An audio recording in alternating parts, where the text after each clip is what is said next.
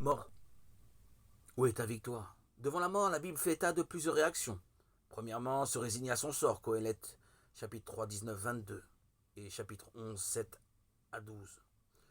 Deuxièmement, espérer en l'immortalité, voir Sagesse 2, 23 et 3, 4. Ou penser tout simplement, nous serons comme si nous n'avions pas été, voir Sagesse 2, 2.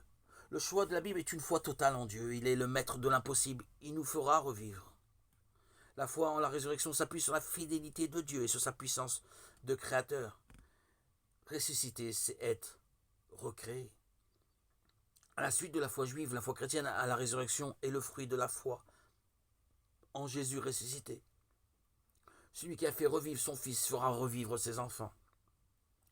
L'horizon de la vie humaine est toujours la mort, mais la mort comme passage vers le Père.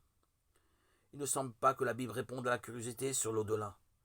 Ce qu'elle en dit est image et symbole à interpréter. La rencontre avec Dieu dépasse toute imagination. C'est le secret de Dieu. Sur la croix, Jésus dit la confiance. Père, entre tes mains, je remets mon esprit. Je me remets moi-même. Luc 23, 46. Le chrétien moderne doit comprendre le vocabulaire traditionnel sur l'au-delà. Jugement, fin de monde, ciel, purgatoire, enfer. Ces mots qui ont tant servi à faire peur doivent être compris comme des mots d'évangile disant à la fois la responsabilité de l'homme et la volonté de Dieu de sauver l'homme.